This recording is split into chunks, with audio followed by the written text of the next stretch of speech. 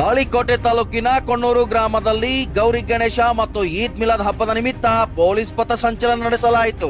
ಕೊಣ್ಣೂರು ಗ್ರಾಮದಲ್ಲಿ ಗಣೇಶ್ ಮತ್ತು ಈದ್ ಮಿಲಾದ್ ಹಬ್ಬದ ನಿಮಿತ್ತ ಗ್ರಾಮದಲ್ಲಿ ಸೂಕ್ತ ಬಂದೋಬಸ್ತ್ ಕೈಗೊಳ್ಳುವ ನಿಟ್ಟಿನಲ್ಲಿ ಗ್ರಾಮದಲ್ಲಿ ತಾಳಿಕೋಟೆ ಪಿಎಸ್ಐ ಜ್ಯೋತಿ ಮೇಡಂ ಹಾಗೂ ಎಎಸ್ಐ ಸಿಎಸ್ ಭಾಂಗಿ ಮತ್ತು ಕೊಣ್ಣೂರು ಗ್ರಾಮದ ಬೀಟ್ ಪೊಲೀಸ್ ಅಧಿಕಾರಿ ಪ್ರಭು ಗಣತಿ ಅವರ ನೇತೃತ್ವದಲ್ಲಿ ಪೊಲೀಸರು ಪಥಸಂಚಲನ ನಡೆಸಿದರು.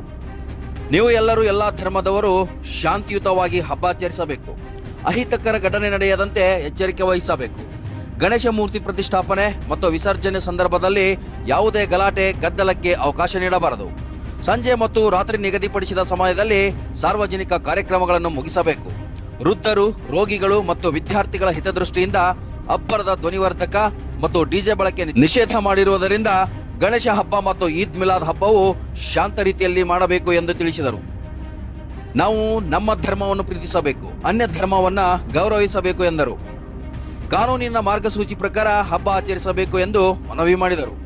ವಾಲ್ಮೀಕಿ ಸರ್ಕಲ್ನಿಂದ ಪ್ರಾರಂಭಗೊಂಡ ಪಥಸಂಚಲನ ಚಿನ್ಮಹೇಶ್ವರ ದೇವಸ್ಥಾನ, ಅಂಬೇಡ್ಕರ್ ಸರ್ಕಲ್ ಮಾರ್ಗವಾಗಿ ಬಸ್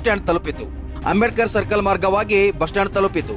ಗ್ರಾಮದ ಪ್ರಮುಖ ಬೀದಿಗಳಲ್ಲಿ ಪೊಲೀಸರು ಪಥಸಂಚಲನ ನಡೆಸಿ ಶಾಂತಿ ಸಂದೇಶ ಸಾರಿದರು.